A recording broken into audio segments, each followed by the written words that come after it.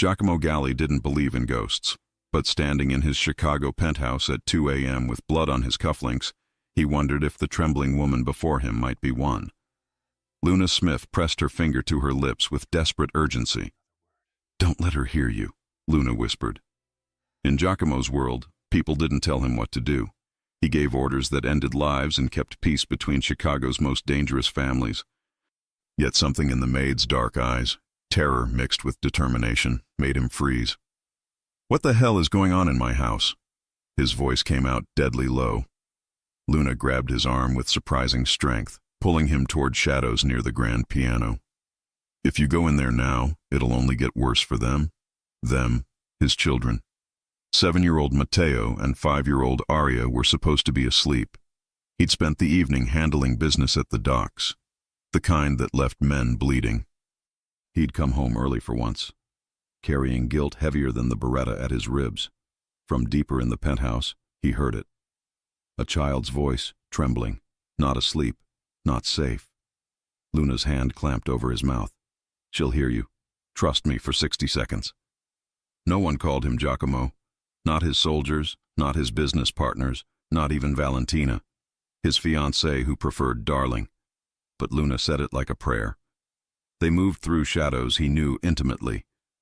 As they approached the playroom, Luna positioned him behind a column. Then she pointed. Through the doorway, Giacomo saw his daughter kneeling on the Persian rug, small shoulders shaking. Matteo stood rigid beside her, hands clasped like a prisoner, and towering over them, pacing in designer heels, was Valentina Russo, his fiancée, the daughter of Salvatore Russo. Their engagement was a treaty between warring families. "You think crying will change anything, Aria?" Valentina's voice sliced through the air. "Your father isn't here. He's never here. And when he is, he's too weak to do what's necessary." Giacomo's vision blurred red.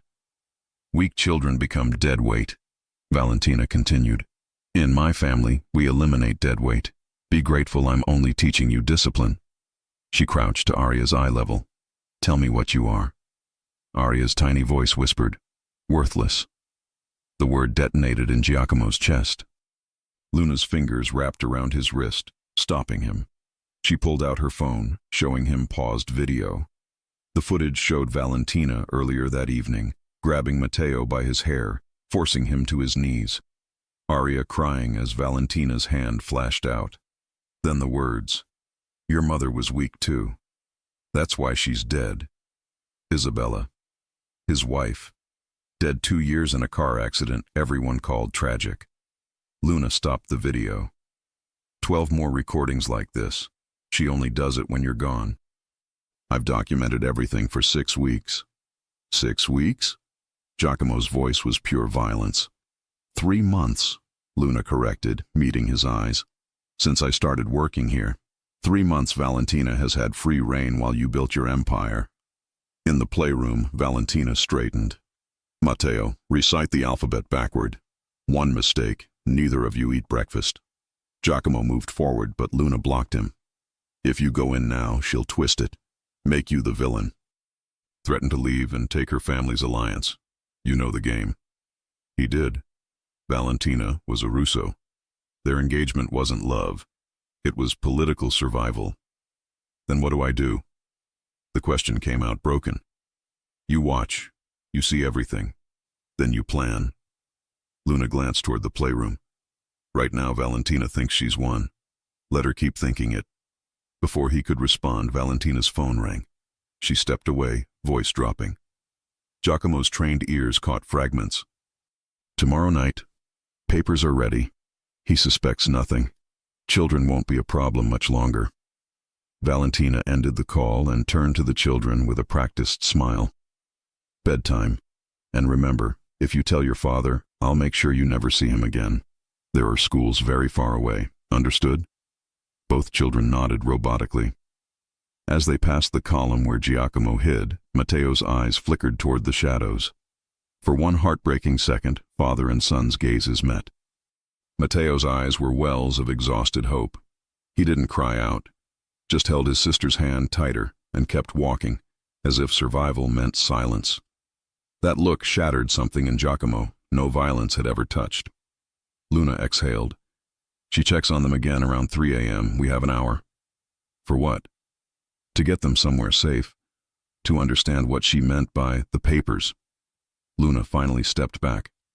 I need you to think clearly, Mr. Galley. Can you do that? Who are you, really? He asked suddenly. No maid moves like you. No housekeeper hides cameras my security missed. Luna's smile was sad and dangerous. Someone who made a promise to a dead woman. Someone who's been waiting for you to come home early for 3 months. My wife? Not exactly. But your children aren't the only ones Valentina Russo destroyed. She just made the mistake of destroying someone I loved. Before Giacomo could demand answers, a sound froze them both. Footsteps, fast, from the children's rooms. Then Aria's scream split the night. Giacomo ran. Giacomo reached the children's wing in seconds. The scream had stopped, replaced by Aria's muffled sobs, the kind that came from a child who'd learned silence meant survival. Inside Aria's room, Matteo held his sister, one small hand covering her mouth. When he saw his father, the boy's face crumpled with relief and terror. Bad dream, Matteo whispered. She just had a bad dream, Papa. 7 years old and already weaponizing lies as shields. Matteo. Giacomo's voice came out softer than it had in years. I know, I saw. I know what she's been doing. Aria pulled away, her tear-stained face disbelieving. You know about Miss Valentina? Giacomo knelt before them. This close, he saw the exhaustion carved into their young faces. How had he been so blind? I came home early. I saw her. I heard her. And I swear, on your mother's memory, she will never hurt you again. Matteo searched his father's face. You promise? She said if we told, she'd send us away where you'd never find us. The words hit like bullets. You are not broken. You are mine, and no one takes what's mine. Luna appeared. Mr. Galley, we need to move. Valentina's bedroom light just turned on. They moved through shadows to the service corridors. Luna opened a forgotten door, revealing a surveillance center, monitors, laptop, files, a Glock hidden beneath linens. Insurance, Luna said. Everything Valentina's done, documented. She pulled up a file. A photograph appeared, a young woman with Luna's eyes but softer features. Maria Smith, my sister. She worked for you 3 years ago, bookkeeper in your downtown office. Giacomo remembered. Maria, killed in a mugging. He'd sent flowers. It wasn't a mugging, Luna continued. The Russos killed her to send you a message, tortured her first, wanting information about your operations. She died protecting you and your children. The room felt smaller. You came here for revenge. I came for truth. Luna met his eyes. I thought you were the monster who got my sister killed. But then I watched you miss bedtime every night looking destroyed. Saw Isabella's photos everywhere. Watched your children wait by the window hoping you'd come home early. Her voice cracked. And I watched Valentina systematically destroy them while planning something worse. She pulled up more files, documents, insurance policies, wills. 6 weeks ago, Valentina researched poisons. 4 weeks ago, met with an estate lawyer. 2 weeks ago, dinner with Russo enforcers. Luna clicked through evidence. Yesterday, she received this. A box. Inside, vials of clear liquid, syringes. Digitalis, Luna said flatly.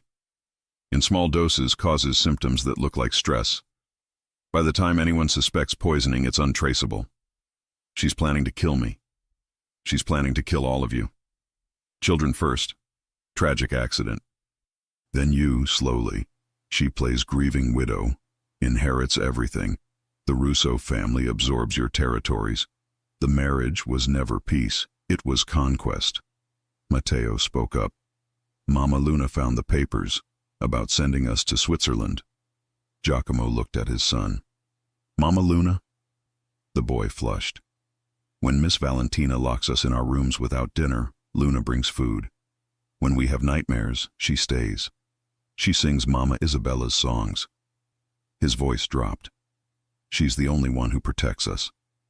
Something shifted in Giacomo's chest, dangerous warmth toward this woman who'd infiltrated for revenge but stayed for his children. How do you know Isabella's songs? Maria told me. She and Isabella were friends. After Isabella died, Maria cried for weeks, said Isabella was terrified something would happen. She'd been asking questions about the Russo family, about your dealings with them. Giacomo's mind raced back. Isabella had been different those final weeks, nervous, distracted. Then came the rainstorm, the bridge, the car plunging into water. You think Valentina killed my wife?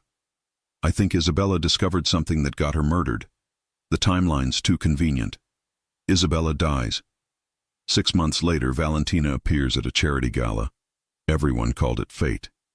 Calculation, Giacomo whispered. A sound echoed. Footsteps, deliberate, searching. She's looking for you, Luna said. Your security alerted when you entered. Giacomo pulled out his phone, texting Marco Santini, his most trusted lieutenant. Response came immediately. Luna's face darkened. Marco had dinner with Valentina last Tuesday. I have photos. They were together 90 minutes. The betrayal hit differently.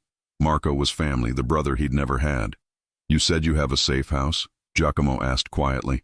I do. Then go. Take my children. Protect them. He crouched before Matteo and Aria.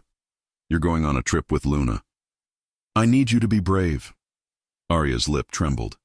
You're not coming? Not yet, but I promise. I will find you. We'll be a family again. A real one. From the hallway, Valentina's voice called out, false and sweet. Giacomo? Darling, are you home? Luna moved with efficiency, grabbing a packed bag. Service elevator. Now.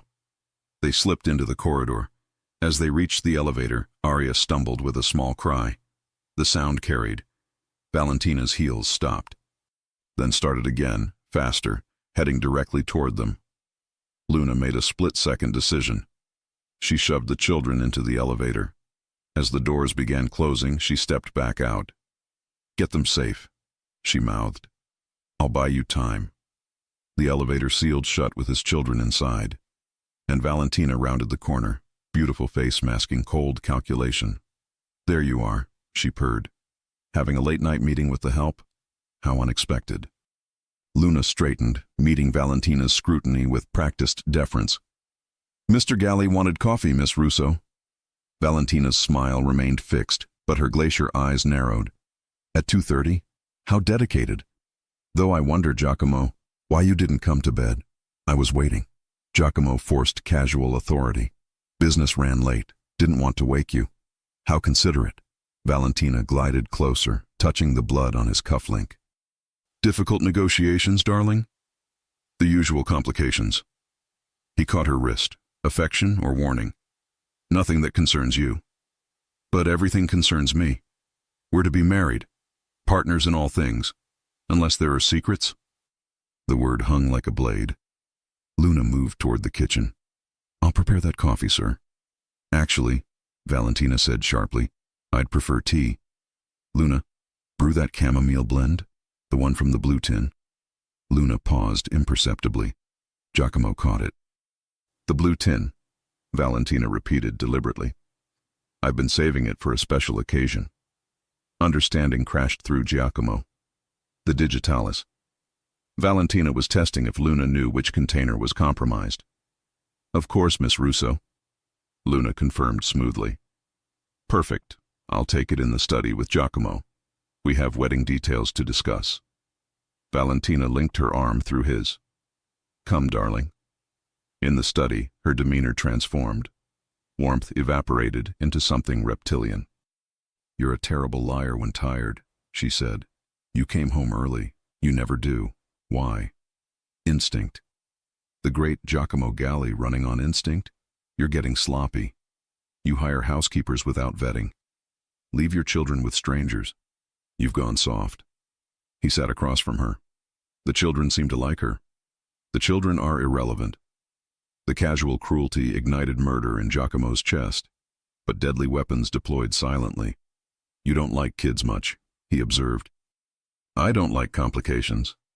Children drain resources and attention, but they serve their purpose. A ready-made family makes us look legitimate.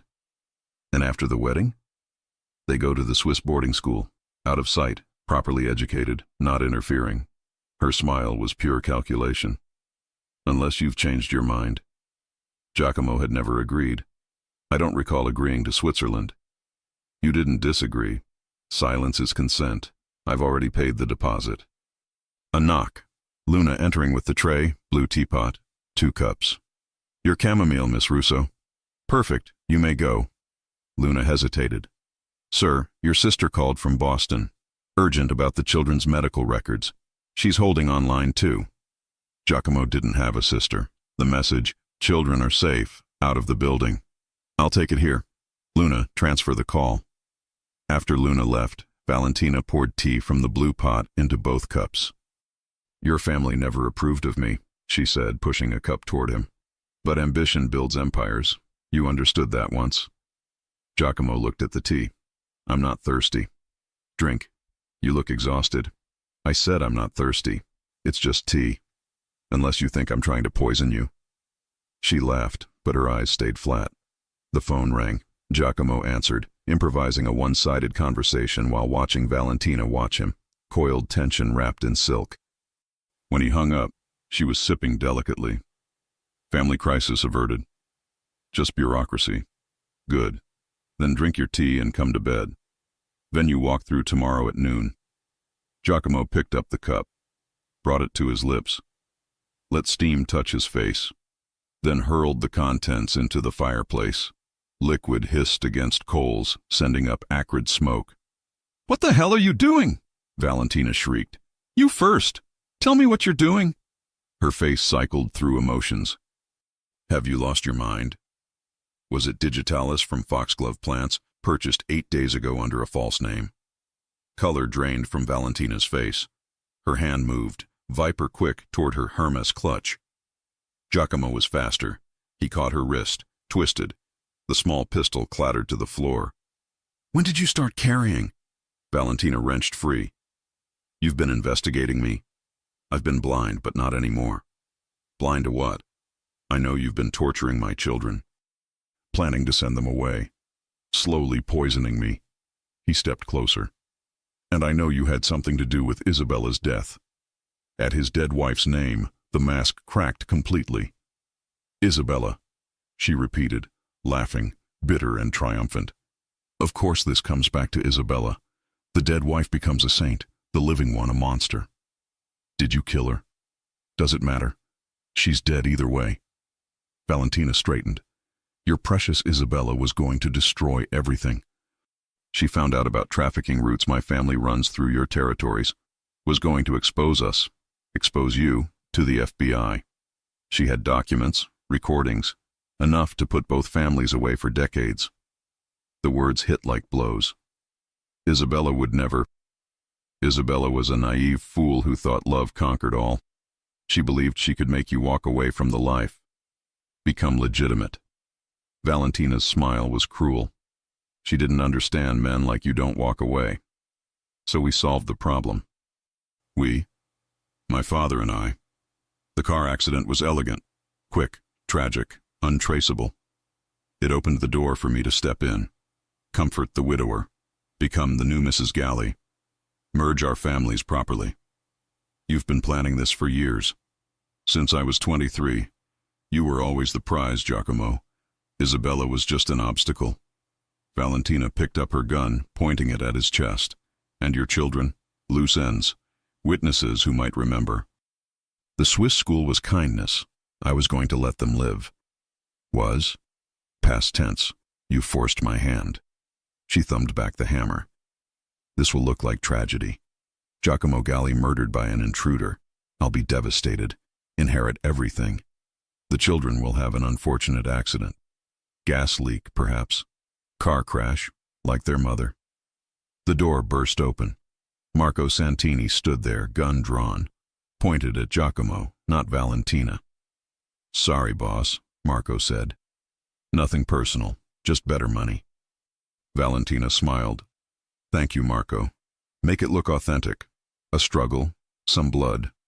Giacomo stared at the man he'd called brother. How long? Since the beginning. Valentina approached me 6 months before Isabella died. Offered triple what you pay plus territory. And my children? They're already dead. Valentina had guys waiting in the garage. The maid too. The words were designed to break him. But cold certainty formed. Marco was lying. Luna was too smart. And if his children were dead, Valentina wouldn't still be explaining, which meant Matteo and Aria were still alive.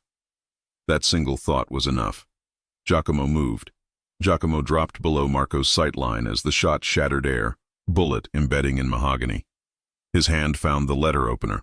Silver, 8 inches, sharp enough to kill. Marco adjusted aim, but Giacomo was already inside his reach. The opener flashed upward, slicing through Marco's gun hand. Blood sprayed. The weapon clattered. Marco howled. Valentina fired her Lady Smith. The round caught Giacomo's shoulder, spinning him into the desk. Pain exploded white-hot, but he'd been shot before. Pain was information. He grabbed the crystal decanter and hurled it at Valentina's face. She dodged, but whiskey splashed her eyes. Her next shot went wide, punching through the window. Cold Chicago wind rushed in. Marco recovered, launching himself with desperate fury. They crashed into the bookshelf, grappling. Marco's good hand found Giacomo's throat, squeezing with trained precision. Should have stayed blind, Marco growled. Should have drunk the tea and died peaceful. Giacomo's vision spotted, but his hand found Marco's pressure point, nerves below the ear. He pressed hard. Marco's grip loosened. Giacomo drove his forehead into Marco's nose. Cartilage crunched. Blood gushed. Giacomo kicked his knee sideways. The joint buckled with a wet pop. As Marco collapsed, Valentina advanced, gun steady, eyes clear. Impressive. But you're bleeding, outgunned, betrayed. How does it feel to finally understand you're not untouchable? He pressed against the bullet wound, blood seeping between fingers. Where are my children? Scattered on a garage floor. The maid made it to her car, but she forgot about security cameras. My men were waiting. You're lying. Am I? Valentina pulled out her phone, showing footage.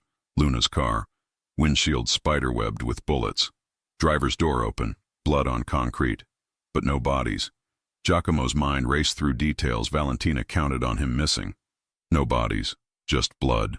And Luna, former investigator, trained, paranoid enough to wear Kevlar. Luna wouldn't die that easily.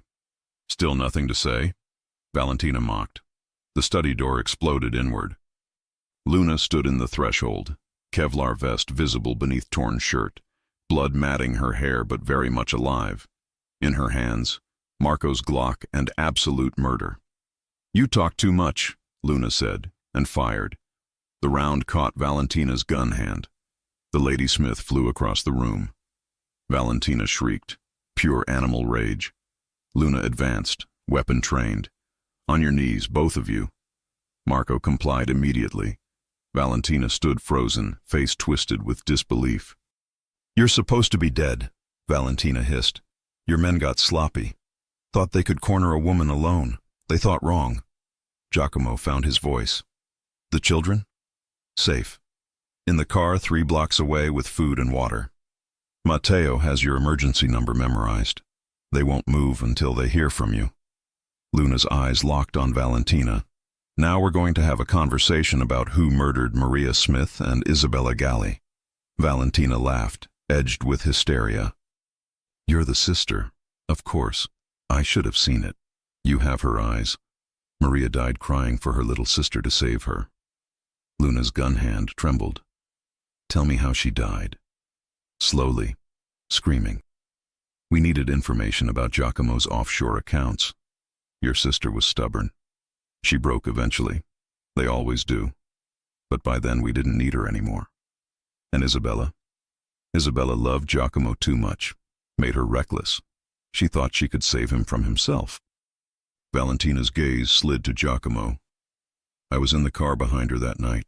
Watched the bridge, the rain, the water swallowing her whole. She fought the sinking car for 7 minutes. We timed it. 7 minutes of drowning, of knowing she'd failed. Giacomo's legs gave out. He sank against the desk, The image carved into his brain. Isabella, terrified and alone, drowning while Valentina watched. Why? The word came out broken. Because she was going to take everything from us. She had recordings of my father discussing trafficking routes, ledgers proving money laundering. She was going to give it all to the FBI for immunity. She thought she could dismantle both families and walk away clean. She was trying to save us. She was trying to destroy us. Valentina straightened, despite the gun. And now you'll have to choose. Kill me. My family wages war. Your children won't survive the month. They won't survive if you're breathing, Luna interjected. But at least my way, they die quickly. Your way? War means years of looking over shoulders, bombs, poison, snipers at school pickup. Is that the life you want for Matteo and Arya? Running forever? Giacomo's mind spun through scenarios, each bloodier than the last. There's a third option, Luna said quietly. One neither of you considered. Valentina sneered. What? Prison? My family owns half the judges in Illinois. Not prison. Exile. Luna's voice carried weight. I didn't spend 3 months documenting your crimes for nothing. Every recording, every transaction, every encrypted email. I have copies, including proof you've been skimming from your father's operations. Valentina's face went white. You're lying. The offshore account in the Caymans, under your mother's maiden name. You've been moving money there 18 months, 3 million so far. Building your own nest egg. Luna tilted her head. How would Salvatore react to learning his favorite daughter is stealing from him? He'd never believe you. He'd believe bank statements, wire transfers, your signature on withdrawal forms. Luna's smile was sharp. I can make you disappear 2 ways, Valentina. Body bag or plane to somewhere without extradition. Your choice. Marco laughed bitterly. She'll never run. Too proud. Pride doesn't stop bullets, Luna said. And I'm tired of talking. She adjusted aim, center mass, execution angle. Wait, Giacomo said, pushing upright. If she runs, she'll regroup. Come back with mercenaries. 23, 22, Luna counted. I'll haunt you forever, Valentina said, voice rising with panic. You think you can hide those children? I'll find them. Make them suffer in ways you can't imagine. 16, 15. Luna, wait. Giacomo reached for her arm. The window behind them exploded inward, not from bullets, from a body. A man in tactical gear crashed through shattered glass, rolled, came up firing. Luna dove left. Giacomo threw himself right. Marco took 3 rounds to the chest and dropped without sound. More figures rappelled from the roof. 4, 5, 6 soldiers in black, masked, weapons military grade. Valentina's backup, activated by some silent alarm. Kill them both, Valentina screamed. But keep Galli alive to sign documents. Luna fired twice, dropping 1 soldier. But the others had position and numbers, spreading with professional efficiency, cutting off escape. Giacomo grabbed Marco's fallen Glock, slick with blood but functional. His shoulder screamed. He fired blind around the desk's edge, buying seconds. The safe room, Luna shouted over gunfire. Behind the bookshelf. Giacomo had forgotten the panic room, installed years ago, barely remembered the code. Luna was already at the bookshelf, fingers flying across a hidden keypad. The shelf swung inward, revealing reinforced steel. Go, she commanded. Giacomo stumbled toward her as bullets chewed through mahogany and leather. 1 round grazed his leg, another missed his head by inches. They fell through the threshold together. Luna slammed the door shut. The lock engaged, 6 inches of steel between them and death. For several heartbeats, they lay on the floor, breathing hard. The walls were soundproofed. Gunfire became distant, muffled. Your shoulder, Luna said, moving toward medical supplies. Your head, Giacomo countered, seeing blood matting her hair. Scalp wound. Looks worse than it is. She pulled out gauze, wrapping his shoulder with practiced efficiency. We have maybe 20 minutes before they breach this door. The children are still safe. The car's location is only in my head. Her hands worked quickly, but we need to talk about what happens next. Next is I kill everyone who touched my family. Next is we get strategic. Luna met his eyes and he saw depths there, grief, rage, and something like hope. I told you I came for revenge. I wasn't lying, but revenge is a poison. It consumed me for 2 years, made me into someone my sister wouldn't recognize. Maria would be proud of what you've done. Would she? Luna's voice cracked. I've become the thing she feared, cold, violent. Your children call me Mama Luna. Do you understand how terrifying that is? How much I don't deserve it? Giacomo caught her wrist, gentle but firm. You saved their lives. I put them in danger by coming here. If I'd just given evidence to the FBI anonymously, Valentina would still be torturing them. Marco would still be plotting, and I would still be blind. He squeezed her wrist. You woke me up, Luna, painfully, violently, but you woke me up. Outside the safe room, something heavy slammed against the door. Once, twice. Testing strength. Luna pulled a phone from her pocket, not the burner. She dialed, waited. It's time, she said to whoever answered. Send everything, every file, every recording, every shred of evidence. Send it to the FBI, Chicago PD, and every major news outlet in the state. A pause.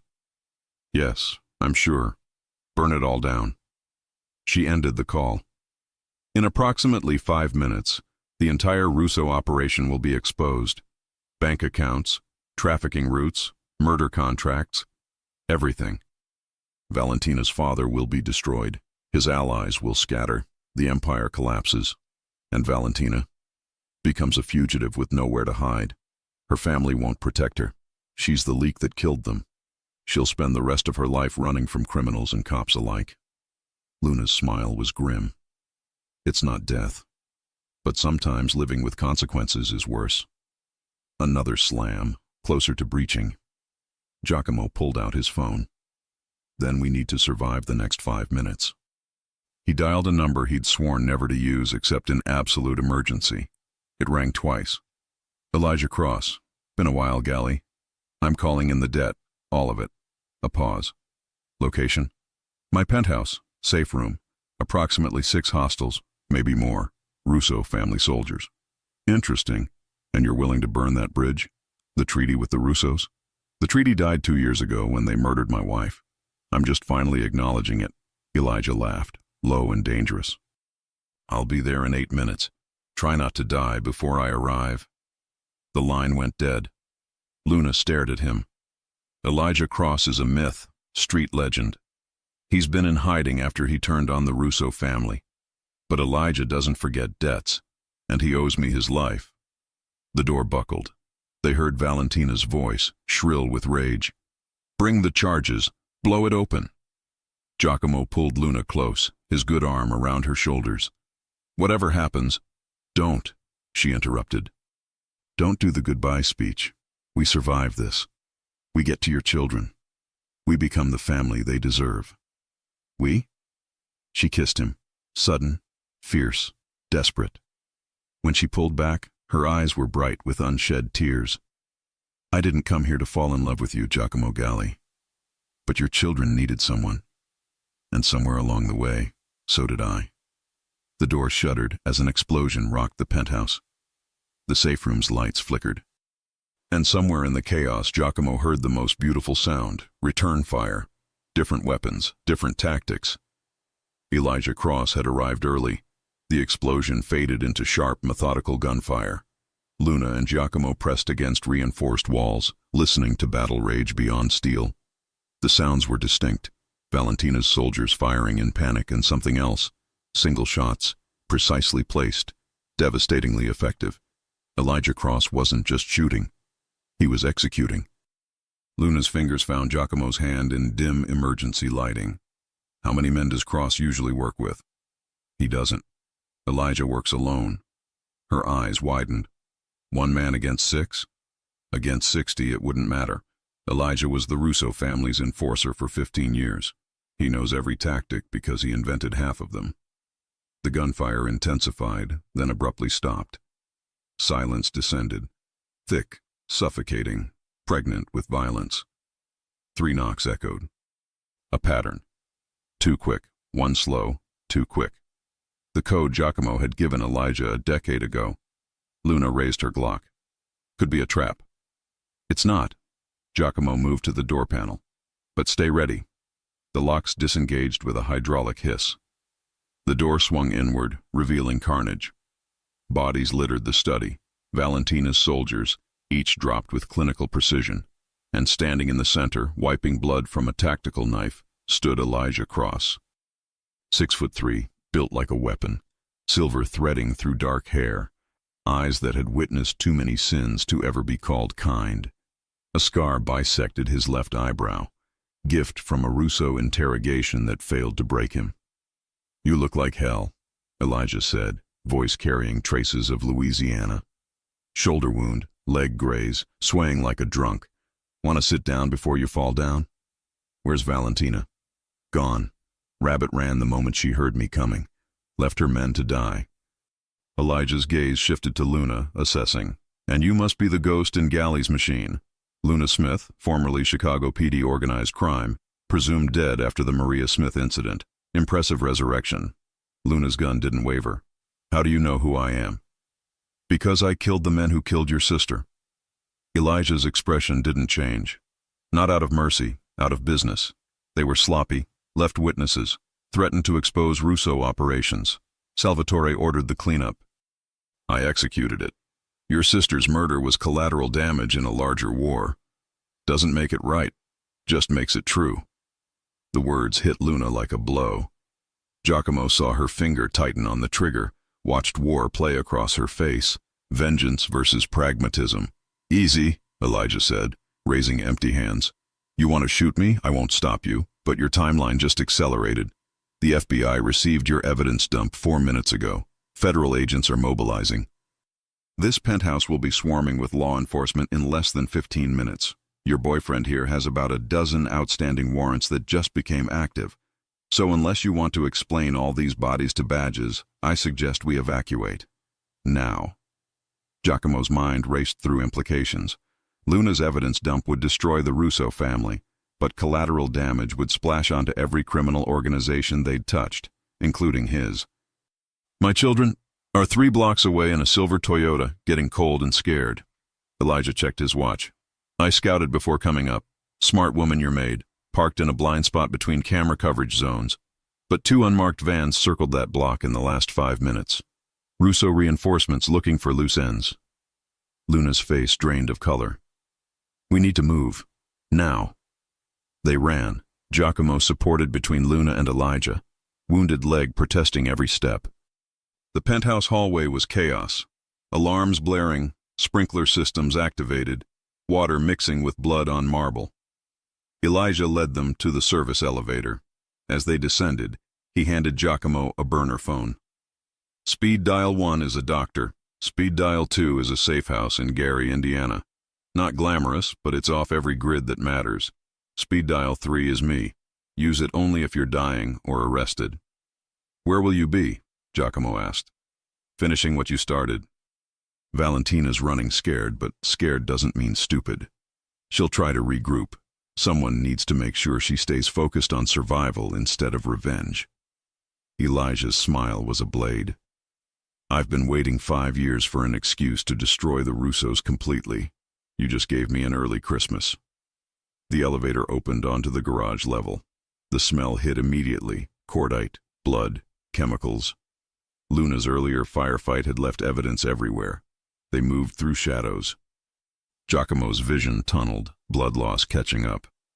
He stumbled, and Elijah caught him with surprising gentleness. "Stay with us, Galley. Your kids need you conscious."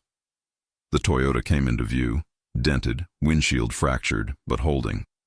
And inside, pressed low in the back seat with a blanket over them, were 2 small shapes.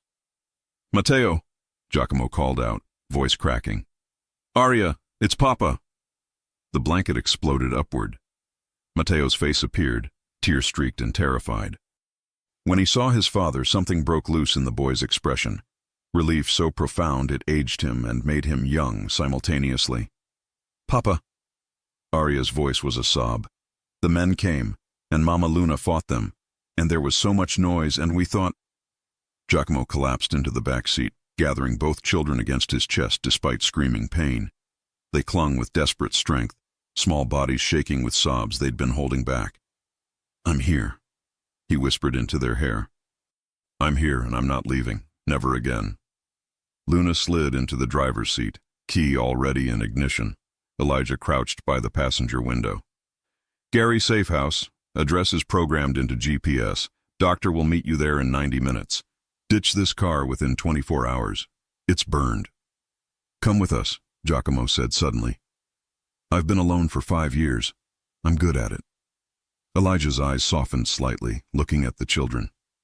"Besides, someone needs to make sure Valentina's too busy running to hunt you. Consider it my wedding gift. You do still plan on marrying this woman who saved your life, right?" Luna's eyes met Elijah's in the rearview mirror. Something passed between them, understanding or recognition of kindred damage. "Thank you," she said quietly. "Don't thank me. Just survive. Make those kids happy. That's payment enough." Elijah stepped back. "Oh, and Gally, your wife Isabella, she didn't die for nothing. The evidence she collected is part of what just burned down the Russo Empire. She won. Just took 2 years to see it through. Then he was gone, a ghost dissolving into darkness."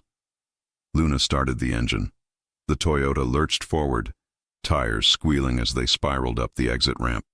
Behind them, sirens already converged. Police, federal, emergency services drawn by explosions and gunfire. They hit street level as the first FBI van screeched to a halt at the entrance. Luna didn't slow, merging into late-night traffic with practiced ease. Within 3 blocks, they were just another anonymous car in a city full of secrets. Giacomo held his children, feeling their heartbeats against his chest. Matteo's breathing gradually slowed from panic to exhaustion. Aria's grip loosened, and she began the hiccuping aftermath of hard crying. "Is it over?" Matteo asked, voice muffled against Giacomo's shirt. "Is Miss Valentina gone?" "She's gone," Giacomo confirmed, praying it was true. "She can't hurt you anymore." "But what about the other bad people?" From the driver's seat, Luna spoke up. "They're all running now, scattered, fighting each other for scraps. That's what happens when empires fall. Everyone becomes too busy saving themselves to bother with revenge." The drive to Gary took 90 minutes through back roads and careful navigation around highway cameras. Giacomo drifted in and out of consciousness, held upright by his children's need for him to stay present. Every time his eyes closed, Matteo would whisper, "Papa, you still there?" And every time, Giacomo forced himself back. "Still here, figlio mio. Always." The Safe House was a converted church on the edge of Gary's industrial district, red brick facade, stained glass windows darkened from inside, surrounded by abandoned factories. Luna pulled into the rear courtyard and killed the engine. "This is our sanctuary?" Aria asked, uncertainty in her voice. "Sanctuary," Luna repeated, testing the word. "I like that." "Yes, sweetheart. This is where we stop running for a while." A figure emerged, late 50s, white beard, medical bag in hand. The doctor Elijah had promised. "You must be the galley party. Let's get that shoulder looked at before you bleed out on consecrated ground." Bad luck, that. They moved inside. The church's interior had been gutted and rebuilt. Medical supplies in what used to be the nave, living quarters in the former rectory, reinforced doors and security cameras hidden among religious iconography. The doctor worked on Giacomo's shoulder with efficient competence. "Bullet went through clean. Lucky, another inch right, you'd be dead." He stitched, bandaged, administered antibiotics. "You need rest, fluids, and about 3 days of doing absolutely nothing. I'll be back tomorrow evening. Until then, stay put. Don't be a hero. Heroes get killed, and your kids have lost enough." After he left, Luna settled the children in the rectory's back bedroom. 2 small beds with clean sheets, night lights casting soft shadows, locks on the inside of the door so they could feel safe. "You'll be right outside?" Matteo asked, already half asleep. "Right outside," Luna confirmed. "And your father's here. And the doors are strong. and nobody knows where we are. Promise? I promise, baby. When she emerged, Giacomo was sitting on the church pew that served as the main room's couch. His face was pale, but his eyes were clear. They called you Mama Luna again, he observed. She sat beside him, maintaining careful distance. I know. I should probably correct them. Should you? Luna's hands twisted together. Giacomo, I need you to understand. I came to your home to destroy you. I was going to expose you to the FBI, let you rot in prison, take your children into protective services. But you didn't. Because they were already suffering. Because Valentina was a monster. Because... She stopped, struggling. Because somewhere between documenting crimes and singing lullabies, I stopped seeing targets and started seeing people. A father who worked himself to death trying to provide safety. Children who just wanted to be loved. A family I could actually help instead of destroy. Giacomo reached over, covering her twisted hands with his blood-stained one. You fell in love with them. With them, she agreed. And then, God help me, with you. Which is insane. You're a criminal. I'm former law enforcement. We're broken, Giacomo. Both of us. How do broken people build something whole? Carefully, painfully, one day at a time. He lifted her chin, making her meet his eyes.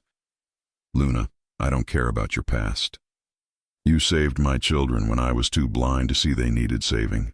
You took bullets meant for us. You sacrificed your own vengeance to give us survival. If that's not love, I don't know what is. It's messy love.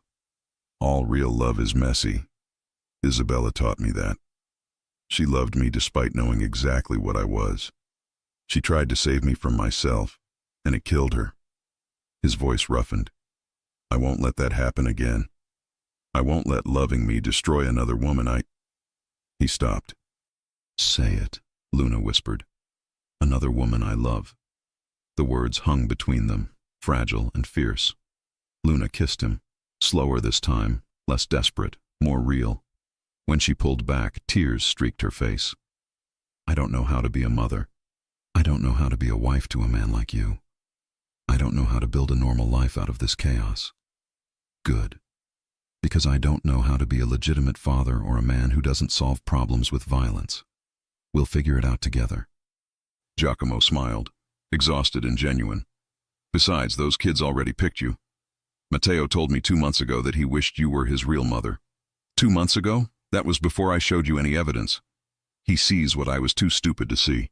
You protected them, fed them when Valentina starved them, sang to them when she made them cry. You were their mother in every way that mattered, long before tonight. Luna laid her head on his good shoulder, careful of bandages. What happens now? The FBI will come looking. Your organization is compromised. Valentina's still out there. And we have 2 traumatized children who need stability. Now we disappear. New identities, new city, new life. Elijah will buy us time. Giacomo stroked her hair. I have money hidden in places no one knows. Enough to start over legitimately. Open a business. Give Matteo and Aria normal childhoods. Maybe even have a wedding in a church that isn't a safe house. You're proposing? I'm suggesting. There's a difference. From the bedroom, a small voice called out, Papa, Mama Luna, we can't sleep. They rose together, moving to the children's door. Inside, Matteo and Aria were tangled in blankets, eyes wide. Bad dreams? Luna asked. No dreams yet. Just scared to close our eyes. What if when we wake up, this is the dream? What if Miss Valentina is really still there, and you're not? Giacomo sat on Matteo's bed. Then we'll stay until you fall asleep, and when you wake up, we'll still be here. Every morning, every night. For as long as you need us. Promise? Aria whispered. Promise, Luna said, settling on Aria's bed. Want me to sing? Mama's song, Aria requested. The one about stars. Luna's voice rose. Soft, Italian. The lullaby Isabella had sung before she died. Giacomo didn't know how Luna knew it, but the words washed over them all like a blessing. Matteo's eyes drooped. Aria's breathing evened. As the children finally slipped into sleep, Giacomo and Luna's eyes met over their small bodies. In that look was everything. Grief for what they'd lost, terror of what still hunted them, and hope, fragile, stubborn hope, that maybe broken people could build something beautiful if they refused to give up. Outside, sirens still echoed in the Chicago distance. Valentina was still breathing somewhere, planning revenge. The FBI would keep digging, and morning would bring 1,000 new problems. But in a converted church in Gary, Indiana, a shattered family began, slowly to heal. Dawn broke gray and cold over Gary. Giacomo woke to pain, shoulder throbbing, legs stiff, ribs protesting every breath. But underneath the agony was something unfamiliar: peace. His children slept safely in the next room. Luna dozed in the chair beside him, hand still holding his, gun resting in her lap. She'd kept watch all night, protecting them even in sleep. Her phone buzzed. She jerked awake instantly, weapon raised before her eyes fully opened. Combat reflexes. "It's Elijah," she said, answering on speaker. "Tell me you have good news." "Define good." Elijah's voice carried weariness. "The FBI raided 8 Russo properties at dawn. Salvatore's in custody. Half his crew flipped before breakfast. The Empire's bleeding out. That's the good part." "And the bad?" "Valentina's gone ghost. Professional level. She didn't run home to Daddy. Knew he'd sacrifice her. Didn't flee the country either, which means she's still local, probably calling in personal favors." Giacomo took the phone. How many personal favors could she have? More than you'd think. Valentina spent 5 years building her own network separate from her father. Lovers, blackmail targets, people who owe her specifically. I've identified at least 3 kill teams she could activate. Mercenaries loyal to money, not family. Luna's grip tightened on her gun. "How long before they find us?" "This location? You're good for 48 hours, maybe 72. But you can't stay forever. Eventually you'll need supplies, medical attention. That's when you're vulnerable." From the bedroom, a child's scream shattered the conversation. Giacomo was moving before conscious thought, Luna half a step behind. They burst through the door to find Arya sitting upright, eyes wide but unseeing, trapped in a nightmare. Matteo was already beside her, whispering comfort with practiced ease. "Shh, Ari, it's just a dream. Miss Valentina isn't here. Papa and Mama Luna are right there. See?" Arya's eyes focused, finding her father. She launched herself at him, and Giacomo caught her despite pain. She was burning up, fever hot against his chest. "She's sick," Luna said, pressing a hand to Arya's forehead. "High fever. Could be stress, could be infection from the nights locked in cold rooms. From months of trauma manifesting physically." "I'll call the doctor back," Luna said. "No." The voice came from the doorway. They spun to find a woman standing there, 50-something, steel-gray hair, medical bag. She raised her hand slowly. "I'm not a threat. Dr. Sarah Chen. Elijah sent me. I handle traumatized children with stress-induced fevers." "How did you get in?" Giacomo demanded, positioning himself between the stranger and his children. "The back entrance, with the key Elijah provided. He called me 20 minutes ago after your daughter started crying in her sleep. Sound travels in old churches." Dr. Chen set her bag down, moving with deliberate calm. "I've worked with Elijah for 8 years. Before that, I ran a clinic in refugee camps. Syria, South Sudan, places where children see too much. I know trauma when I see it." Luna's gun remained raised. "Prove Elijah sent you." "Doctor." Chen pulled out her phone, showed a text. "Family in the sanctuary needs you, kids especially. The girl's breaking. E." After a tense moment, Luna nodded once. Some instinct said this woman was legitimate. Dr. Chen's examination was gentle and thorough. She checked Arya's temperature, lymph nodes, ears, throat. All the while, she talked in a low, soothing voice about her own daughter, about books Arya might like. 102 degrees, Dr. Chen finally announced. Combination of exhaustion, dehydration, and what we call a stress fever.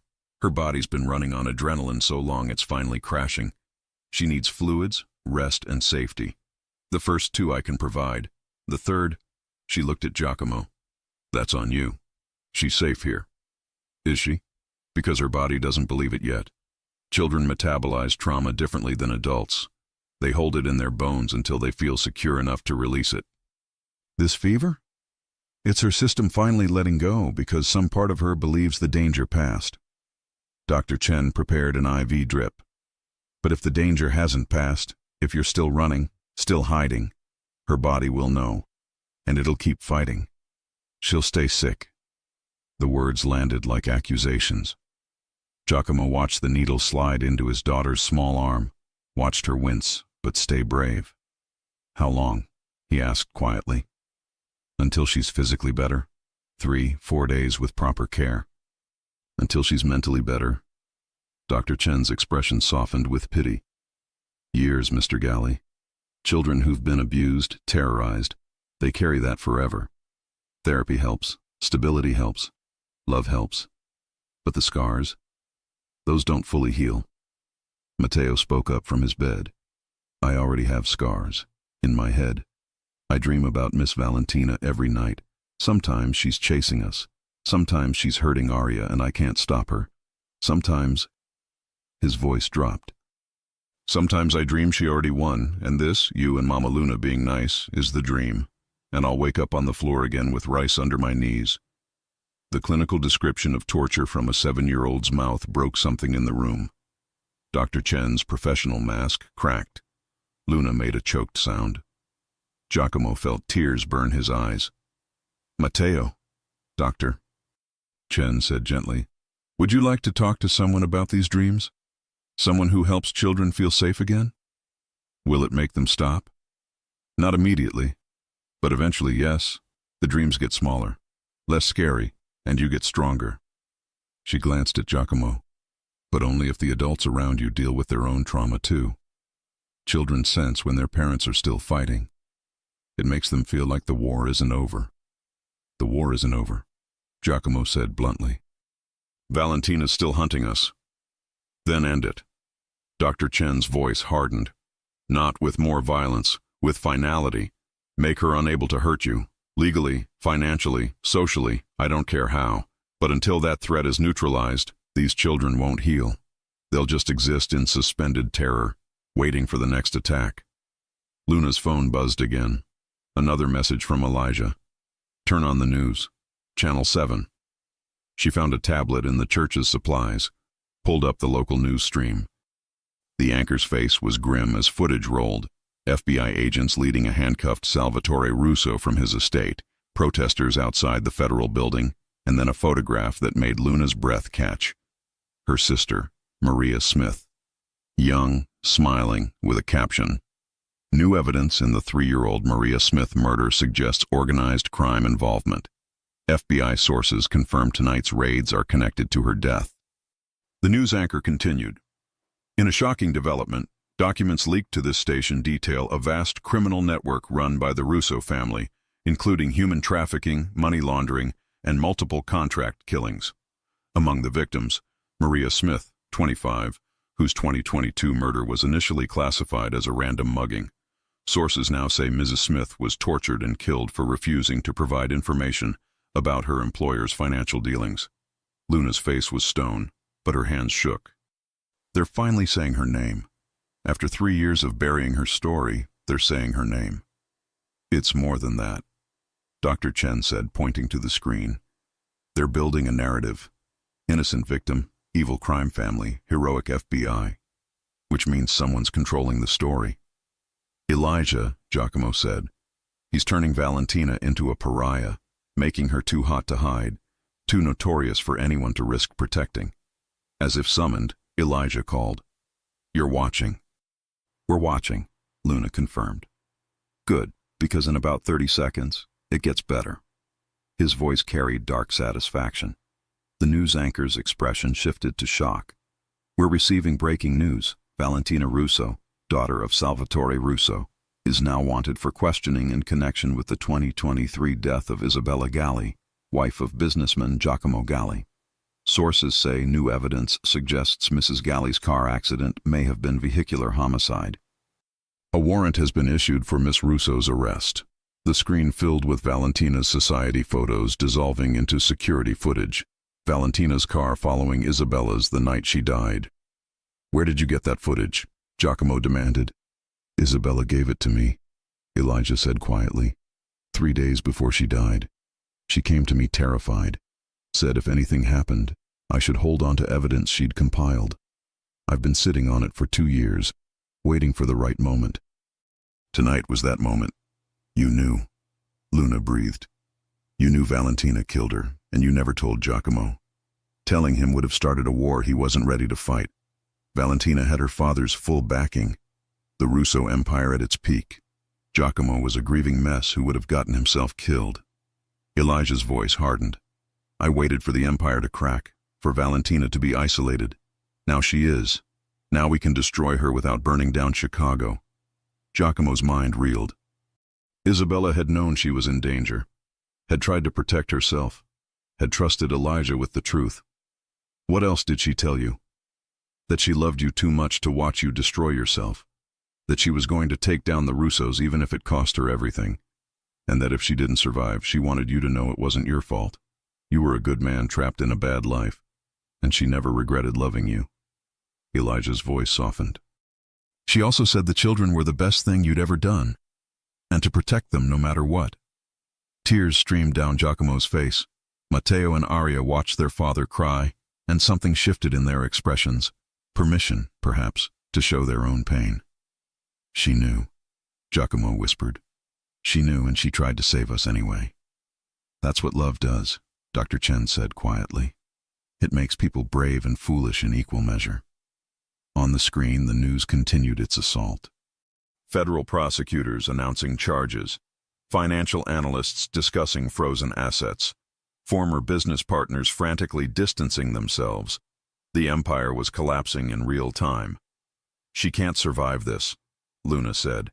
Every law enforcement agency will be hunting her. She's finished. Not finished. Cornered. Elijah's voice carried warning. Cornered animals are the most dangerous. She's got nothing left to lose, which means she'll take risks a rational person wouldn't. And her only remaining play? Revenge. If she's going down, she'll want to take you with her. Let her come, Giacomo said, rage burning through grief.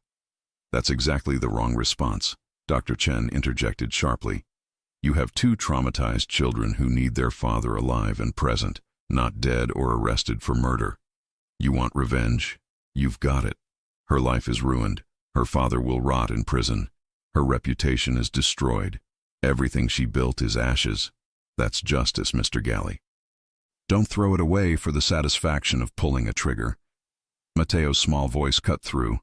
I don't want Papa to kill anyone, even Miss Valentina, because then he'd be like her, and I don't want my Papa to be a monster. The words hit Giacomo like a physical blow. His 7-year-old son, who'd been tortured and terrorized, was begging him not to become a murderer. Luna moved to stand beside him, her hand finding his. Your son's right.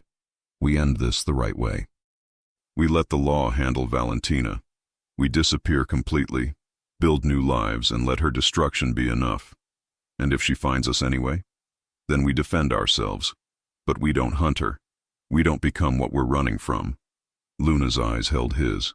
We break the cycle, Giacomo, for them, for us, for everyone who loved people the Russos destroyed. Elijah's voice came through the phone. I'll keep tracking her. When she surfaces, and she will, I'll make sure the authorities get there first. You focus on your family. Get those kids healthy. Become the man Isabella believed you could be. The call ended. Dr. Chen finished adjusting the IV. I'll stay today, monitor her fever. By tonight, she should be through the worst. But Mr. Galli, the physical healing is the easy part. The hard work, the therapy, the rebuilding of trust, learning how to be a family that doesn't run on fear, that takes time and commitment. Can you give them that? Giacomo looked at his children. Matteo, so brave and broken. Aria, burning with fever but still fighting. Then at Luna, this woman who'd saved them all. I can, he said. I will. Then we start now. Today. Dr. Chen pulled out a card. This is a therapist who specializes in childhood trauma. She's discreet, works off books for people in your situation. Call her. Make an appointment. Show your children that healing matters more than hiding. As the day wore on, they settled into strange domesticity. Luna cooked pasta. Giacomo sat with Aria, reading stories while her fever slowly broke. Matteo drew pictures, at first dark and violent, then slowly incorporating light, color, hope. Dr. Chen observed it all. "You're doing better than I expected, though." She looked at Luna. "You're still wearing your gun, even while cooking, even while the children are calm. Why?" Luna's hand moved unconsciously to the weapon at her hip. Force of habit, or fear that it's not really over. "That Valentina will burst through that door any second." Dr. Chen's gaze was knowing. "You can't protect them if you can't let your guard down. At some point you have to choose, live in constant defense or start actually living. They're not the same thing." "How do I know when it's safe to choose the second option?" "You don't. That's the terrifying part. Safety is never guaranteed. But life lived in perpetual fear isn't really life. It's just slow death by anxiety." Luna looked at Giacomo, then at the children. Slowly, deliberately, she removed the gun from her hip and locked it in the church's safe. Her hand trembled, and she wrapped her arms around herself as if suddenly cold. Giacomo stood, crossed to her, and pulled her close with his good arm. "We've got this. We've got each other." "Do we?" Luna's voice was barely a whisper. "What are we, Giacomo? Survivors, fugitives, a family? I don't even know anymore. We're whatever we choose to be." Starting now. And in that converted church, surrounded by fractured light and fragile hope, they chose to begin again. Outside, somewhere in Chicago's shadows, Valentina Russo was making her own choices. Planning, plotting, preparing for one final strike. But for now, in this moment, the Galli family was safe. Healing.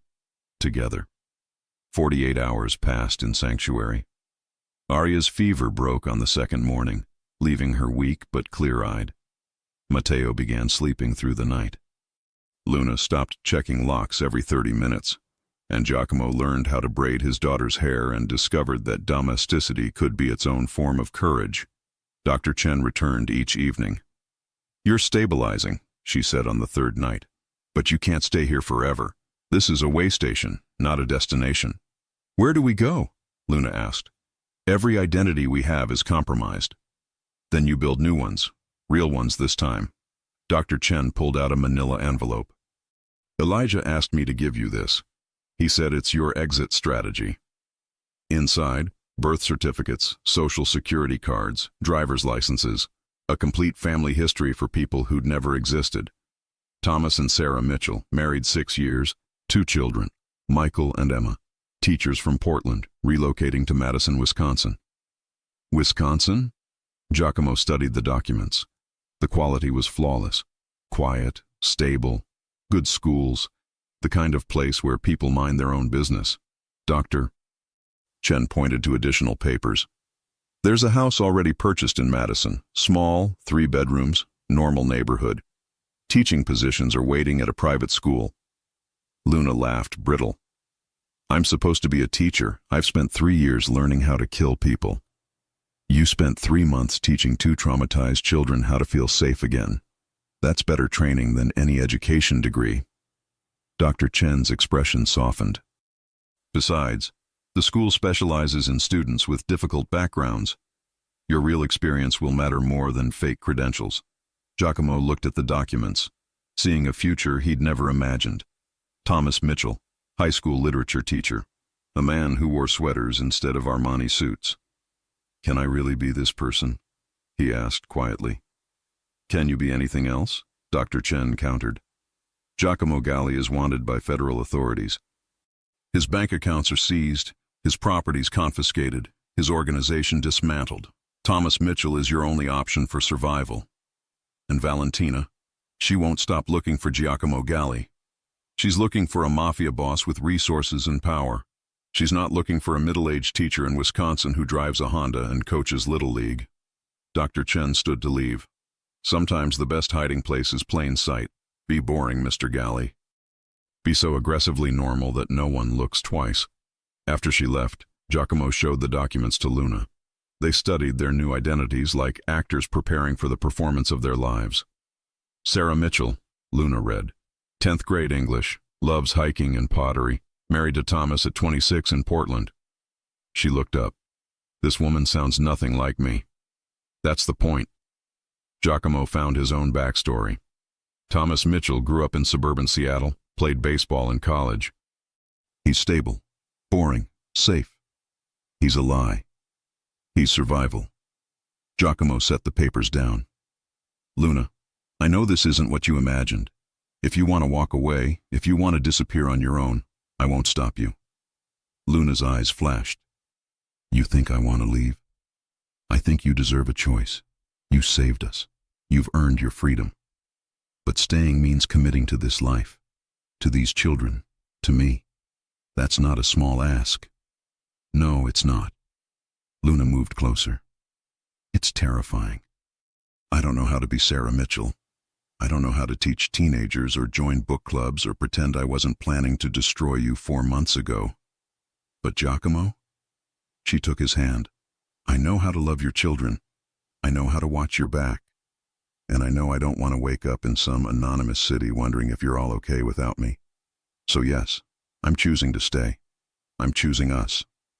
The kiss was different this time, not desperate or grief-stricken, but deliberate.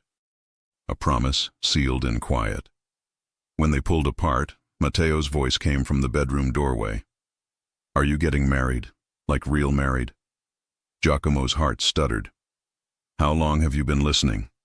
Long enough. Matteo padded into the room.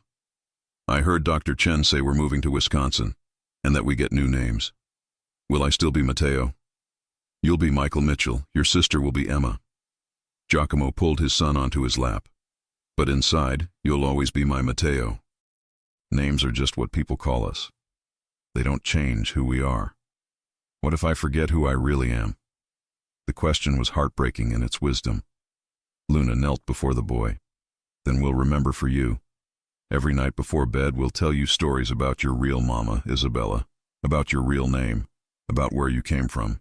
The truth will be our bedtime story, Matteo. You'll never forget. Promise? I promise. And I promise something else. In Wisconsin, you get to be a normal kid. You can play outside without guards, make friends, complain about homework and eat too much ice cream and be bored. You've earned boring, sweetheart. You've earned normal. Matteo considered this. Will Miss Valentina find us there? No, Giacomo said with more certainty than he felt. She's too busy running from the FBI. And even if she somehow tracked us down, she'd be looking for the wrong people. We're not the Galleys anymore. We're the Mitchells. Okay, Matteo yawned. Can we bring my books? Michael should like the same books as Matteo. We'll bring everything that matters, Luna promised. After settling Matteo back in bed, they returned to planning. Elijah had provided a detailed timeline. Depart Gary in 72 hours, circuitous route through 3 states, arrive in Madison as if traveling from Portland. The house would be furnished. The school expecting them. It's almost too perfect, Luna said. Like Elijah's been planning this for months. He probably has, that's how he works, contingencies built on contingencies. Giacomo studied the map. He's giving us what he never got, a clean escape. Giacomo's phone buzzed, a text from an unknown number. FBI raided your penthouse 3 hours ago.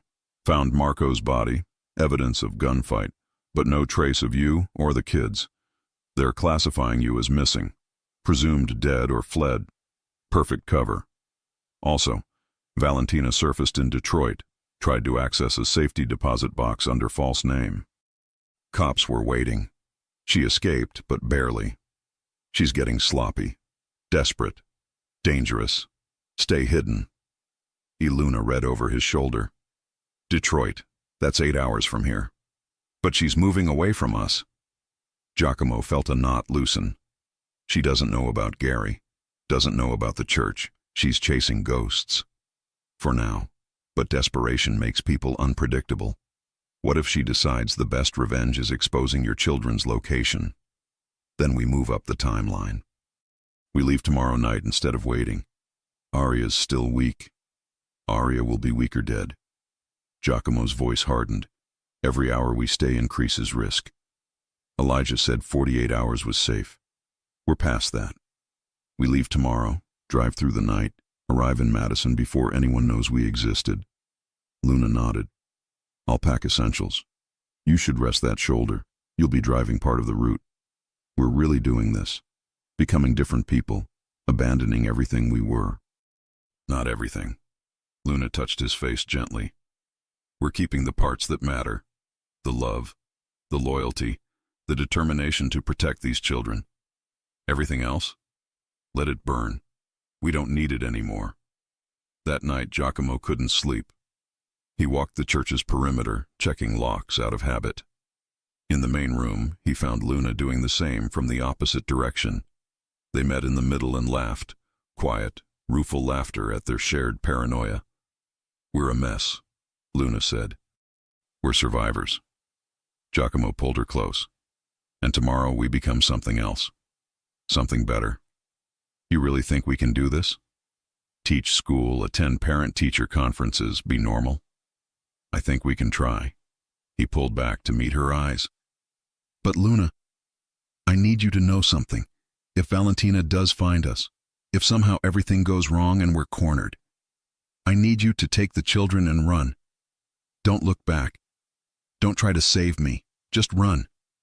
Absolutely not. Listen. His grip tightened. You're their best chance. You're trained, smart, resourceful. I'm just a man who's good at violence.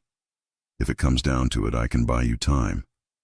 But only if you promise you'll use that time to get them safe. Can you promise me that?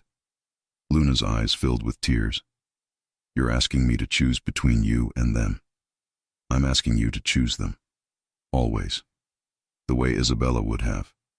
Giacomo kissed her forehead. That's what love is. Prioritizing the ones who need it most.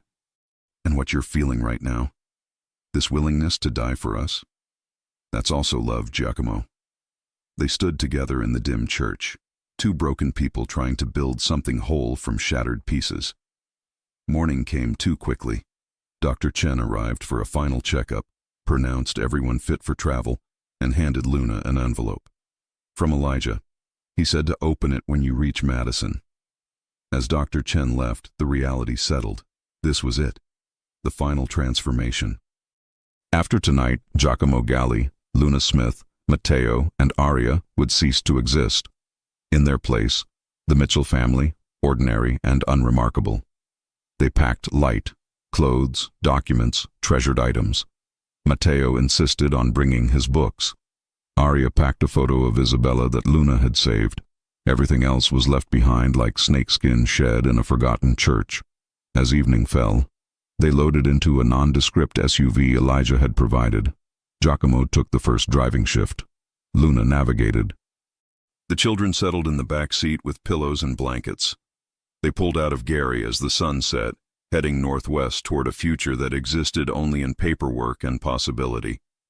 20 minutes into the drive, Giacomo's phone rang one final time. Elijah. You're on the road. Good. Thanks to you. I don't know how to repay. You repay me by living well, by giving those kids the childhood they deserve.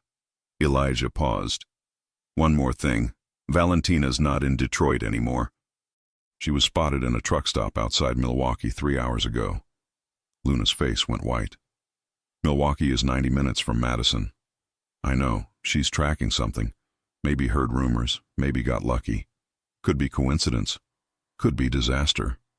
Elijah's voice hardened. I'm already en route to intercept. But if I don't reach her in time, if she somehow figures out where you're going, you need to be ready to defend yourselves. One last time. Can you do that? Giacomo looked at his children in the rearview mirror, sleeping peacefully. Then at Luna, her hand resting on the weapon she'd retrieved. We can, he said. We will. Good. Because this ends tonight, Galli. One way or another. Either Valentina goes down, or you disappear so completely she'll spend the rest of her life chasing shadows. No middle ground. The call ended.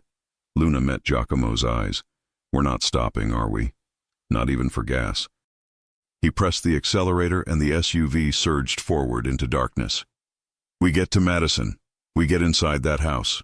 We lock the doors and become the Mitchells. And if Valentina shows up, we end it, Luna finished. Together. In the back seat, Matteo stirred, murmuring in his sleep. Not a nightmare this time, just a child's dream, innocent and whole. And in that moment, driving through Illinois darkness with danger ahead and hope flickering like a candle in wind, Giacomo Galli made a choice. Not as a mafia boss, not as a criminal, but as a father. Whatever came next, whether peace or war, hiding or confrontation, he would face it, protecting the family he'd almost lost. Some battles were worth fighting, and some wars were worth ending, no matter the cost. The road stretched ahead, dark and uncertain. But for the first time in years, Giacomo wasn't running from his past. He was driving toward his future. And he wasn't alone. The Madison house materialized from darkness like a promise. Modest, two-story colonial, white siding, black shutters, a porch light glowing yellow against the 3 a.m. void. Giacomo killed the engine 2 blocks away, instinct screaming caution despite exhaustion. Something's wrong, Luna whispered, hand already on her weapon. Or everything's right, and we're too damaged to recognize safety. But Giacomo's eyes scanned the street anyway. Parked cars, dark windows, the ambient quiet of a sleeping suburb. In the back seat, Matteo stirred. Are we here? Is this home? Home. The word felt foreign. Home had been a Boston mansion filled with his wife's laughter, then a Chicago penthouse poisoned by Valentina's cruelty, then a Gary church that smelled of incense and hope. Could home be this ordinary house on this anonymous street? We're here, Luna confirmed. 343 Maple Drive. Thomas and Sarah Mitchell's fresh start. They approached on foot, Giacomo carrying sleeping Aria, while Luna guided Matteo. The houses around them radiated suburban normalcy, minivans, bicycles, the distant bark of a dog. No surveillance, no threats. Just life, ordinary and precious. The key fit perfectly. The door opened onto darkness that smelled of fresh paint and new carpet. Luna found the light switch. The interior was startlingly complete. Furniture arranged, kitchen stocked, photographs on the walls of a family that didn't exist. Thomas and Sarah at a wedding that never happened. Michael and Emma at ages they'd never been. It's like a museum exhibit, Luna breathed. The American family. Giacomo set Aria on the couch. Elijah doesn't do anything halfway. He's giving us a life so real we can inhabit it completely. Matteo wandered through rooms, touching furniture with tentative wonder. There's toys in my room, and books. The same books I had before, but new copies. His voice cracked. Someone remembered what I liked. Someone cares what happens to you, Luna said, kneeling beside him. Someone wants you to be happy here. Can we really be happy, after everything? The question hung in the air like smoke from a fire that wouldn't quite die. Before anyone could answer, Luna's phone vibrated. A text from Elijah. Made it to Milwaukee. Valentina's car found abandoned at a bus station. No sign of her. Either she's running scared or she's hunting smarter. Stay alert, and open the envelope I sent. Luna retrieved the envelope, slid it open. Inside, a single photograph and a handwritten note. The photograph showed Valentina, but not the polished socialite from before. This woman was haggard, hair matted, eyes wild with desperation. She was at a payphone, calling someone. The note read, "This was taken 6 hours ago in Milwaukee. She's looking for help, but everyone's abandoned her. Her father disowned her publicly this morning, called her a rogue element and no daughter of mine. She has no money, no allies, no options. Cornered animals bite. Be ready. But also know this, you've already won. She's destroyed. Everything she built is ashes. Whatever happens next, you took her empire and her dignity. That's more punishment than death. Choose wisely." Giacomo stared at the photograph, feeling a complex knot of emotions. Rage at what Valentina had done. Pity for the broken woman she'd become. And underneath it all, exhaustion. He was so tired of violence, of revenge, of the endless cycle. "She looks like a ghost," Luna observed quietly. "She is a ghost. Everything she was is gone." He tapped the photo. This is what's left when you build your life on cruelty. Eventually it collapses, and you collapse with it. Matteo appeared beside them, studying the image. Is that Miss Valentina? Giacomo tried to hide it, but the boy had already seen. Yes. She looked sad and scary. Matteo's hand found his father's. Is she coming here to hurt us again? I don't know, Figlio. Maybe. Maybe not. What do we do if she comes? It was Luna who answered, her voice steady. If she comes, we protect each other. We don't let fear win. And we remember that we're stronger together than she ever was alone. They spent the next hour securing the house, checking locks, identifying escape routes, positioning weapons strategically. Old habits, but also prudent preparation. The Mitchell family could be teachers and neighbors by day, but at night they were still survivors who knew the world's teeth. As dawn approached, Giacomo found Luna standing at the kitchen window, watching the street brighten. Having second thoughts? He asked. Always. But I'm staying anyway. She turned to face him. I've been thinking about what Elijah wrote, about how we've already won because we destroyed her life. Is that really victory? Or is it just revenge by another name? Does it matter? It matters to who we become. If we're just people who hurt others back, we're not that different from Valentina. We're just better at it. Giacomo considered this. What's the alternative? Forgive her? Forget what she did? No, never forget. But maybe... Luna struggled for words. Maybe we let the justice system finish what we started. We've given them everything they need. Evidence, testimony, witnesses. Let her face trial. Let her spend decades in prison knowing she lost everything. That's worse than a quick death, and it doesn't make us killers. I've already killed. Many times. As Giacomo Galli, but Thomas Mitchell? Luna took his hands. Thomas Mitchell is a teacher who helps kids learn about literature, who coaches soccer and attends PTA meetings, who tucks his children in at night and tells them they're safe. Can we let him be that person? Can we choose to stop being the people violence made us? The question pierced something deep in Giacomo's chest, a longing he'd buried beneath years of criminal pragmatism. Could he really change? Could a man who'd built an empire on blood become someone who built futures through education and patience? I want to try, he whispered. God help me. I want to try. They kissed in the breaking dawn, two people attempting to forge something new from old metal. The moment shattered with Aria's scream.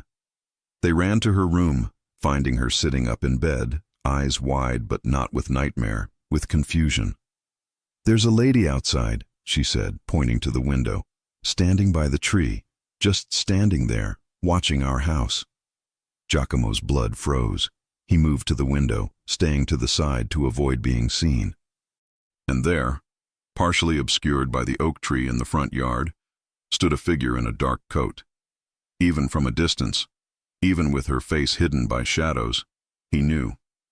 Valentina had found them. How? Luna breathed.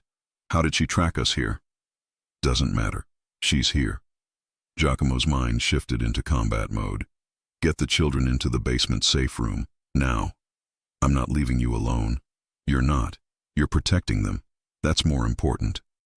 He pulled his weapon, checking the magazine with automatic precision. If I'm not down there in 10 minutes, you take the emergency exit Elijah showed us in the blueprints. There's a tunnel that leads to the neighbor's garage 2 houses over. Car keys are in the safe room. You drive. You don't look back. Giacomo, please. His voice broke. Please, Luna. I need to know they're safe. I need to know you'll save them if I can't. Luna's face twisted with anguish, but she nodded.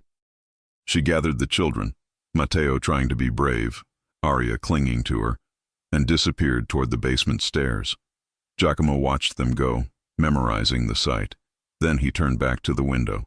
Valentina had moved closer. She stood at the edge of the property now, clearly visible in the growing light. She looked worse than her surveillance photo, gaunt, disheveled, but her eyes still held that calculating gleam. In her right hand, something metallic caught the dawn light. A gun. Small caliber. Probably the Lady Smith. Of course she'd kept it. Giacomo opened the front door slowly, weapon raised but not aimed directly at her. Valentina. She flinched at his voice, then steadied. Giacomo. Or should I say, Thomas Mitchell. Nice identity. Very thorough. I almost didn't find you. How did you? Luck. Desperation. I was running through Wisconsin, trying to get to Canada, and I stopped for gas. The attendant was watching the news, your story, the FBI raid, all of it. And he said something. Bet that bastard's hiding somewhere boring. And I thought, where's the most boring place? Madison, Wisconsin. Perfect place for a criminal to disappear. She laughed, bitter and broken. I drove here on fumes and prayers, started checking addresses that recently sold to LLCs. Found this place 2 hours ago. Been watching. Waiting. Waiting for what? Courage, maybe. Or clarity. Or just the right moment to end this. She raised the gun properly now, aiming at his chest. You destroyed everything, Giacomo. My father disowned me. My family's empire is rubble. The life I spent years building, gone. And for what? Because I was too harsh with your spoiled children. You murdered my wife. You tortured my children. You tried to poison me. Giacomo's voice was ice. That's not harshness. That's evil. Evil? Valentina spat the word. You think you're innocent? You've killed dozens, ruined hundreds of lives. Your hands are soaked in blood from Chicago to Boston. Don't stand there pretending you're better than me. I'm not better. I'm just done. Done with violence. Done with revenge. Done with becoming the thing my children should fear. He lowered his weapon deliberately. So if you're going to shoot me, Valentina, do it. But know that it won't change anything. My children are safe. Luna will raise them well. They'll heal and grow and forget you ever existed. Your last act of violence will be meaningless. Just another crime in a lifetime of crimes. Her hand trembled. You want to die. I want to live. But not at the cost of becoming a killer again. Not at the cost of teaching my son that the answer to pain is more pain. Giacomo set his gun on the porch beside him. So here's what I'm offering. Peace.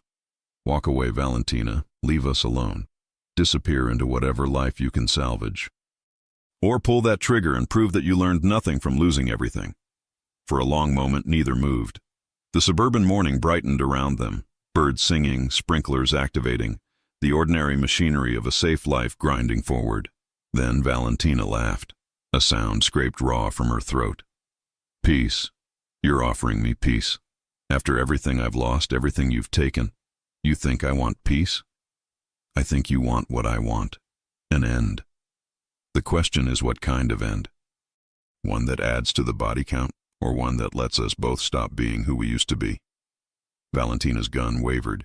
Tears streaked her face. Rage or grief or exhaustion, impossible to tell. I hate you. God, I hate you for what you've done to me. I know. And I hate what you did to my family. But hatred doesn't heal wounds. It just makes them deeper. Giacomo took a step forward, hands empty and visible. Your father abandoned you. Your empire crumbled. You've lost everything that mattered to the person you used to be. But Valentina, you're still breathing. You can still choose who you become next. It doesn't have to be this. What else is there? I'm wanted by the FBI. Hunted by my father's enemies. Homeless and broke. What life exists for me now? Before Giacomo could answer, a vehicle pulled up. Unmarked sedan, government plates. Elijah Cross emerged from the driver's side, hands visible and non-threatening. Behind him, a woman in an FBI windbreaker. Valentina Russo, the agent called out. Lower your weapon. You're surrounded. This ends here, peacefully, or it ends badly. Your choice. Valentina's eyes darted between Giacomo, Elijah, and the federal agent. Trapped, cornered, her finger tightened on the trigger. Don't, Giacomo said quietly. Don't give them a reason. Don't make your last act be murdering a man in front of his children. You're better than that. I know you don't believe it. But somewhere under all the cruelty, there's a person who wanted more than violence. Let her live. Let her face justice instead of bullets. Justice. Valentina's voice broke. I'll rot in prison. Die alone and forgotten. Or you'll have time to become someone different, someone who regrets, someone who changes. It's not redemption, but it's better than death. Giacomo held her gaze. Please, Valentina, for both our sakes, lower the gun. The seconds stretched into infinity. Then slowly, agonizingly slowly, Valentina's arm lowered. The gun dropped from her fingers onto the grass. She collapsed to her knees, sobbing with the abandon of someone who'd finally stopped running. The FBI agent moved in quickly, cuffing Valentina with professional efficiency. As they led her to the sedan, she looked back at Giacomo one final time. I could have loved you, she said, voice hoarse. If I'd been different, if you'd been different. We could have had something real. Maybe in another life, Giacomo replied. But not this one. This life you were my enemy, and I was yours. That's the truth we both have to live with. They took her away. The sedan disappeared down Maple Drive, carrying Valentina toward a future of prison cells and federal trials and years of consequences. Elijah approached, eyes scanning for injuries. You took an insane risk, disarming yourself like that. I took a risk on being something better than what I was, and it worked. This time, what if she'd pulled the trigger? Then Luna would have raised my children, and I would have died trying to break the cycle of violence. There are worse ways to go. Giacomo looked at the house, seeing Luna and the children emerging cautiously from the basement. How did you find us so fast? I've been tracking Valentina since Milwaukee. When she headed toward Madison, I alerted the FBI. They were happy to make the arrest. Wanted fugitive, attempted assault, the whole package. She's going away for decades. Elijah's expression softened. You handled it well, better than I would have. Isabella would be proud. The name hit Giacomo in the chest. Would she? She wanted you to be a good man. Not a perfect man, those don't exist. Just a good one who tries. Today, you tried. That's enough. As Elijah drove away, Giacomo turned to face his family. Luna stood on the porch, arms wrapped around both children, her face a mix of relief and residual fear. Is it over? Matteo asked, his voice small. It's over, Giacomo confirmed, climbing the porch steps. Valentina's going to prison. She can't hurt us anymore. No one can. Promise? Arya whispered. I promise. He gathered all three of them into his arms, ignoring the pain in his shoulder. From now on, we're just the Mitchells. A boring family in a boring town living a boring, beautiful life, and I wouldn't have it any other way. 6 months later, autumn painted Madison in gold and crimson. Thomas Mitchell stood in his classroom, teaching sophomore English students about The Great Gatsby, a story about reinvention, lost dreams, and the impossibility of escaping the past. What Fitzgerald understood, he told his students, is that we're all boats against the current, borne back ceaselessly into what we used to be. But that doesn't mean we stop rowing. We keep moving forward, even when the current fights us. Because the effort, the trying, that's what makes us human.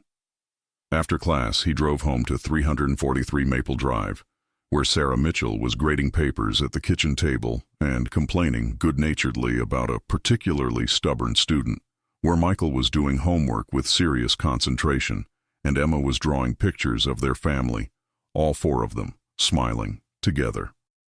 That evening, after dinner and homework and bedtime stories, Thomas and Sarah sat on the porch, watching the neighborhood settle into sleep. Do you miss it? Sarah asked quietly. The power, the respect, the certainty of knowing who you were.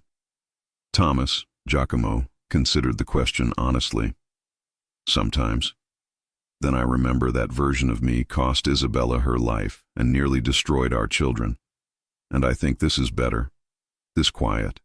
This normal. This is what Isabella died trying to give us.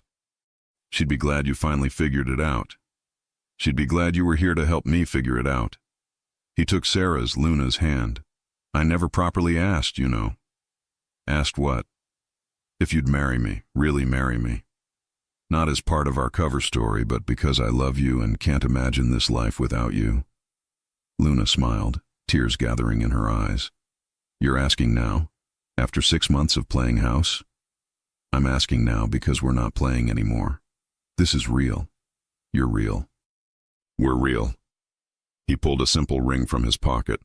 Not diamonds or ostentatious wealth, just a silver band engraved with a single word: together. So, Luna Smith, Sarah Mitchell, whatever name you want to claim, will you marry me? For real this time? She kissed him, and in that kiss was an answer that needed no words. Later, lying in bed in their modest home with their children sleeping safely down the hall, Giacomo reflected on the strange journey that had brought them here. From criminal empires to suburban normalcy, from violence to peace, from brokenness to healing, it wasn't perfect. Matteo still had nightmares sometimes. Arya flinched at raised voices. Luna couldn't fully let go of her hypervigilance, and Giacomo himself sometimes woke in cold sweats, remembering the weight of his past. But they were trying. Every day, they chose to try, and in a world that had tried so hard to break them, that was its own kind of victory. The locket that had once held Isabella's photo now contained three: Isabella, Giacomo, and Luna. Past, present, and future. A family stitched together from loss, sustained by love, and made whole by the simple act of refusing to give up. Some scars never faded, but in the right hands they became proof of survival. And survival, Giacomo had learned, was just another word for love, the stubborn, relentless daily choice to keep living despite everything that tried to kill you. Outside, Madison slept in peaceful ignorance of the family on Maple Drive. Inside, that family dreamed of futures where the past was a distant shadow, not a living threat, and for the first time in years, those dreams felt almost real, almost safe, almost like home. If you enjoy stories like this, take a moment to subscribe to the channel. That's how I'll know you truly liked it. Even if you're watching on your TV, grab a second to join this family of fans who love emotional and heartfelt stories. Your support means everything, and it helps us bring you even more tales like this one.